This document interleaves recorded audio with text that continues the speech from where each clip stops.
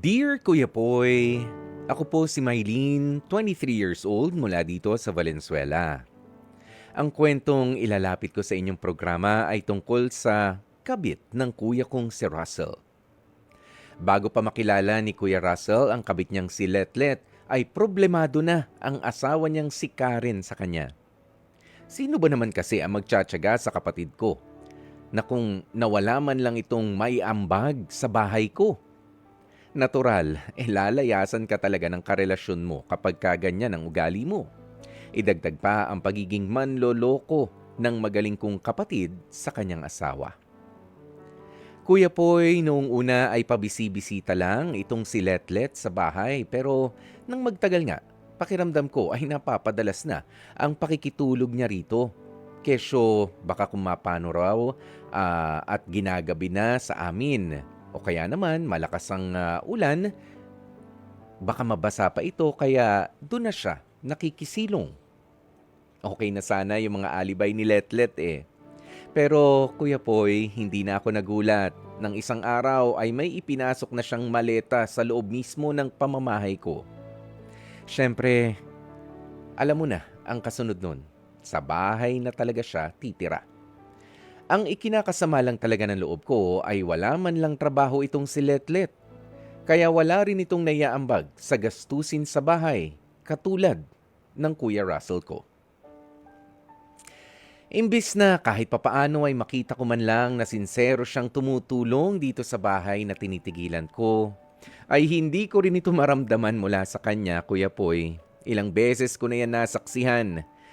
Pagkatapos kong magtrabaho, imbis kasi na mag-ayos naman siya sa bahay at maghain na makakain, ang ending, lagi lang siyang nakahiga sa sala at ang masaklap pa, buong araw pa siyang nanonood ng TV.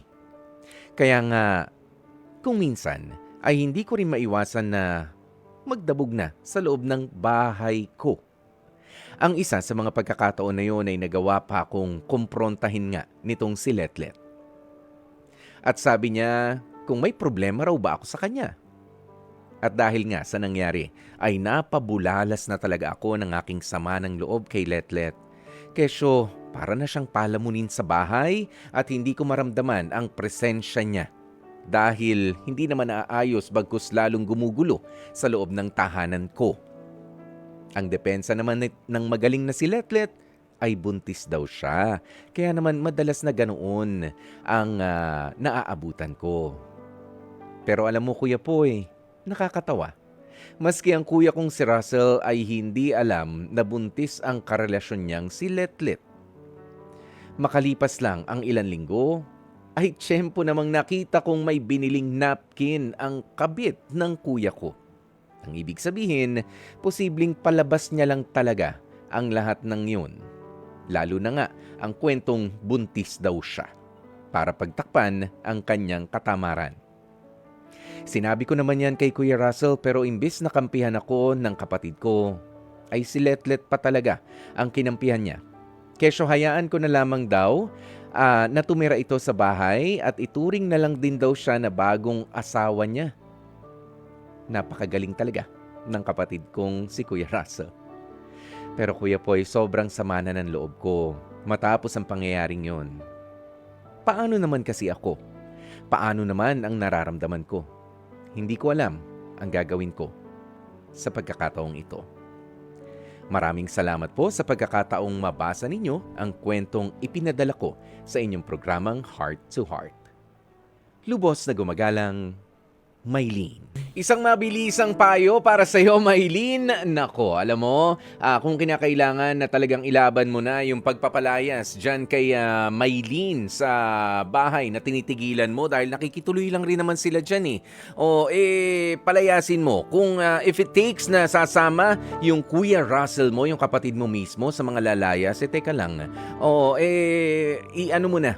Oo, hayaan mo na sila nang matuto kasi nga habang nandyan ka, nasusuportahan mo sila, hindi talaga titigil at mananatiling matigas ang mga ulo, matigas ang mga mukha nila, 'di ba? Pero kung kailangan tiisin, ay tiisin mo na itong Kuya Russell mo at ang kanyang bagong chicks na si Maylene na tamad din naman. Magdadalawang isip ka pa sana kung meron talaga na iaambag man lang kahit papano, kung may intensyon na makatulong sa loob ng bahay. Sige, pero kung wala naman talaga, sorry, o maghiwa-hiwalay na tayo, hindi kayo nga alis. Ako na lang rin ang aalis. Maylene, hindi ko kasi alam kung bahay nyo ba talaga yan na kung inuupahan mo yan, iiwan mo sa kanila yung responsibilidad. Kakayanin ba nila?